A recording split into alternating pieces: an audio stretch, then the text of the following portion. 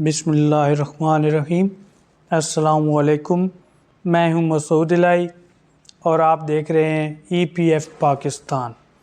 آج آپ کو اگر ووڈ کی فارمنگ کے بارے میں بتانے لگا ہوں۔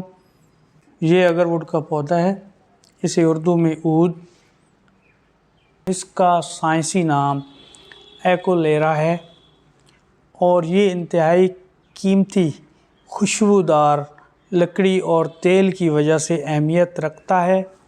اسے دیوتاؤں کی لکڑی بھی کہا جاتا ہے۔ ہندوستان میں گوہارو یا ایلو ووڈ بھی کہا جاتا ہے۔ یہ درخت 40 میٹر تک بلند ہو سکتا ہے۔ خیال یہ ہے کہ عود کا آغاز آسام سے ہوا۔ یہ ہندوستان، مشرقی وسط، تائیوان، جاپان اور چین میں کاشت کیا جاتا ہے۔ قدیم مصری تہذیب میں بھی اس کے استعمال کا حوالہ ملتا ہے۔ پہلے عود کی کاشت کے بارے میں آپ کو پوری انفارمیشن دینے کی کوشش کروں گا۔ اس کے بعد یہ پاکستان میں کس حد تک نفع بخش ہے اس کے بارے میں تجزیہ پیش کرنے کی کوشش کرتا ہوں۔ موسمی تقاضے: اگر ووڈ سطح سمندر سے 750 میٹر کی بلندی پر پہاڑی علاقوں میں اگایا جاتا ہے، جہاں کا درجہ حرارت 20 سینٹی گریڈ سے 33 سینٹی گریڈ تک ہو۔ بارشوں کی اوسط 2000 سے 4000 ملی میٹر، تو ہوا میں نمی کا تناسب 77% سے 85% تک ہو۔ اس کی آئیڈیل گروتھ کے لیے موزوں ہے۔ تاہم اگر درجہ حرارت 18 سینٹی گریڈ سے کم اور 40 سینٹی گریڈ تک رہے تو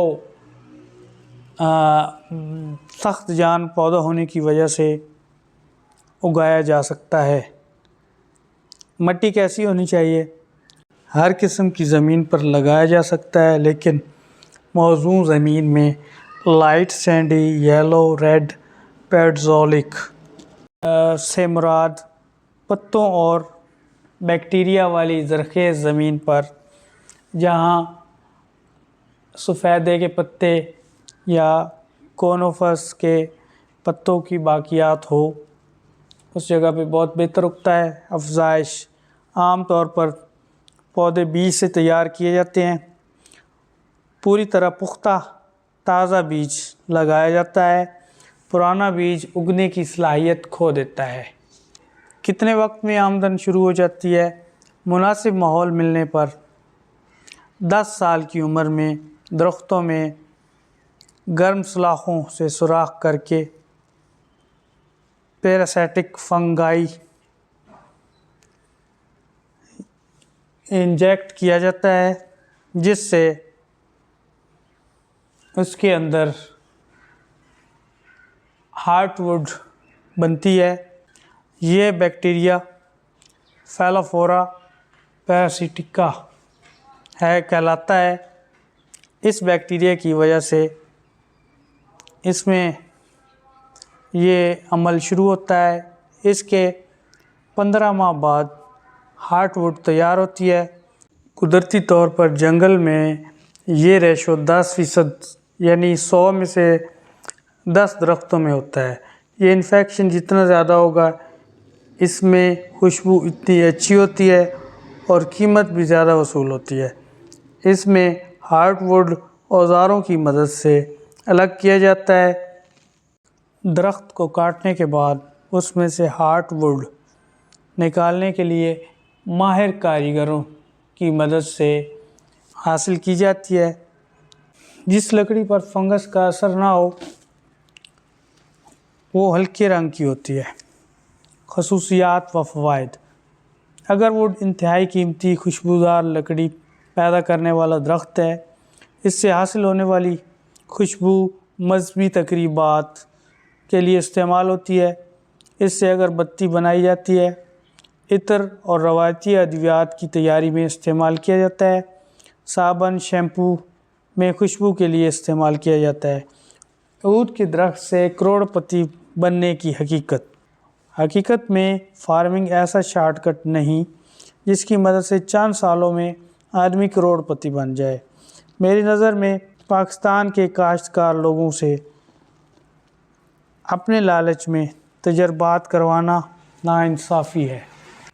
اب اصل موضوع کی طرف آتے ہیں۔ عود کے درخت سے 3 قسم کی لکڑی حاصل ہوتی ہے۔ اگر فنگل انفیکشن نہ ہو تو ایک عام لکڑی کی طرح جسے جلانے کے لیے استعمال کیا جاتا ہے۔ دوسری قسم جزوی طور پر جراثیم والی لکڑی، اسے جلانے سے خوشبو نہیں آتی تاہم کچھ دستکاری کی چیزیں بنائی جا سکتی ہیں۔ اس کی اندازاً قیمت 800 سے 1000 روپے کلو ہو سکتی ہے۔ تیسری قسم مکمل طور پر جراثیمی لکڑی جس کی قیمت 3 لاکھ سے 6 لاکھ روپے فی کلو ہے۔ ایک درخت سے اوسط پیداوار 4 کلو تک ہوتی ہے، اس لیے 12 سے 24 لاکھ تک ایک درخت کی آمدن ہو سکتی ہے۔ کیا عود کو پاکستان میں لگانا نفع بخش ہو سکتا ہے؟ جیسا کہ موسمی تقاضے اور باقی ضروریات کو دیکھا جائے تو اکثر علاقوں میں یہ ضروریات پوری نہیں ہوتی، اس لیے بڑے پیمانے پر فارمنگ کرنا نقصان دہ ہو سکتا ہے۔ تجرباتی طور پر درخت لگانا ہو تو 1-2 درخت لگانے میں کوئی حرج نہیں۔ باقی اس کے بارے میں یہ مشہور کیا جا رہا ہے کہ پتوں اور ٹہنیوں کو بھی بیچا جا سکتا ہے، تو عام درختوں کو دیکھا جائے تو ان کے پتے بھی جیسے کیکر، شیشم وغیرہ کے پتے بھی ادویات میں استعمال ہوتے ہیں۔ اس لحاظ سے یہ کوئی اہم بات نہیں ہے۔ اس لیے نتیجتاً یہ کہا جا سکتا ہے کہ یہ عود کی فارمنگ پاکستانی کسانوں کے ساتھ مذاق کی طرح ہے۔